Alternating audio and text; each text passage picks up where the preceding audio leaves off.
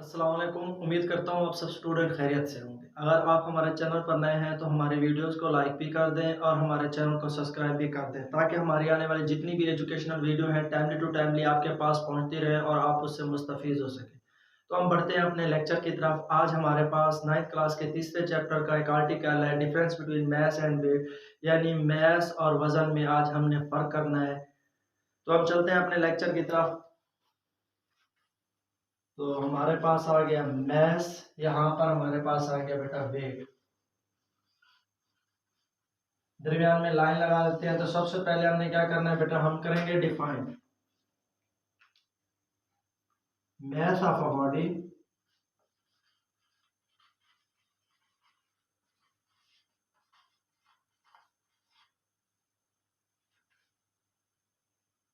Is property of matter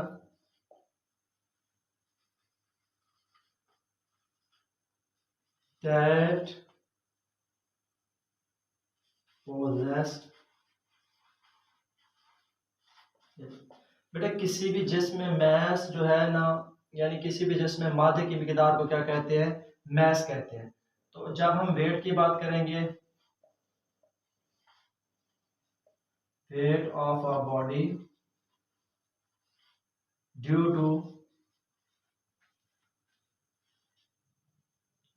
to a force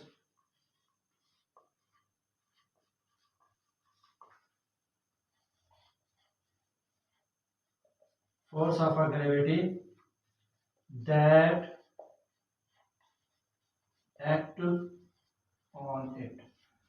तो बेटा हमने दोनों की डिफाइन कर दिया। मैस हमारे पास किसी जिस्म में जो मादे की मिकदार होती है उसे मैस कहते हैं, और जो वेट है हमारे पास असल में दरअसल ये हमारे पास फोर्स ऑफ ग्रेविटी है जो जिस्म पर असर करती है और उसे नीचे की तरफ लेकर जाती है।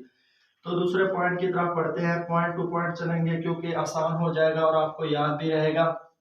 तो हम कहेंगे मैस हमारे पास क्या बेटा, mass is a scalar quantity. Mass हमारे पास क्या है बेटा, स्केलर क्वांटिटी है। तो हमारे पास वेट क्या है, वेट एज अ, क्योंकि ये एक दूसरे के रेसिप्रोकल है, weight as a vector quantity. तो बेटा देखिए, जब हम बात करते हैं मैस की, mass as a scalar quantity, इसका मतलब है कि मैस हमें क्या देता है बेटा, मैस हमें सिर्फ मैग्नीट्यूड और उसका यूनिट देता है। लेकिन जब हम वेट की बात करते हैं तो वेट हमें मैस के साथ बेटा, यानी वेट जो है हमें वेक्टर क्वांटिटी है, उसके साथ हमें क्या मिलती है बेटा, मैग्नीट्यूड, यूनिट और डायरेक्शन भी मिलती है, तीनों चीजें मिलती हैं। तो थर्ड पॉइंट की तरफ पढ़ते हैं। तो हमारे पास थर्ड पॉइंट क्या है बेटा, mass can not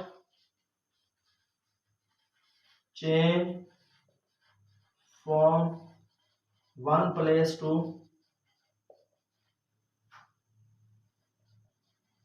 other place.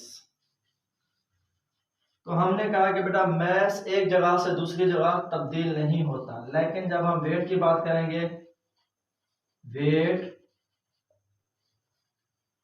Change from one place to another place.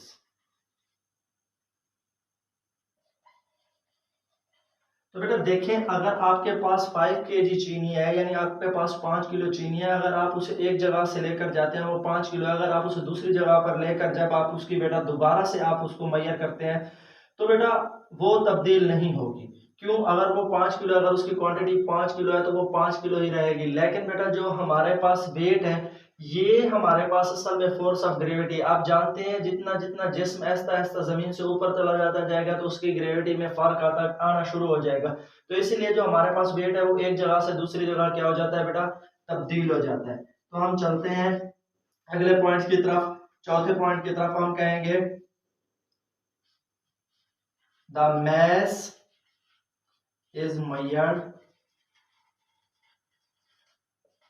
by beam balance।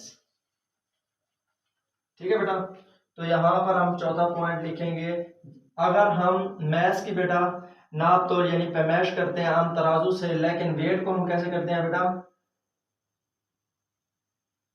The weight is measured by spring balance. तो बेटा जब हम वेट की बात करते हैं तो वेट को हम किससे बेटा मैश करते हैं बेटा, वेट की हम मैश करते हैं स्प्रिंग बैलेंस से, और हमारे पास जो मैश है उसे हम किससे करते हैं बेटा, बीम बैलेंस से। तो फिफ्थ पॉइंट की तरफ चलते हैं। तो फिफ्थ पॉइंट पे हम क्या कहेंगे बेटा, हमारे पास है द फॉर्मूला। तो हमारे पास आ गया बेटा, देखें M is equal to W/G। आप ये फार्मूला भी लगा सकते हैं, या M इज इक्वल टू आप dV भी कर सकते हैं। तो लेकिन अगर आप इस तरीके से आ जाते हैं, यानी जब आप वेट की बात करते हैं तो इसका फार्मूला होता है the formula W is equal to mg। W is equal to mg। तो हमारे पास मैस के ये दो फार्मूले हैं, वेट का हमारे पास एक ही फार्मूला है। तो हम छठे पॉइंट की तरफ बढ़ते हैं। तो हमारे पास छठा point, the unit of mass is kg, यानी क्या होता है बेटा, किलोग्राम। तो इसका छठा क्या कहेंगे, द यूनिट ऑफ वेट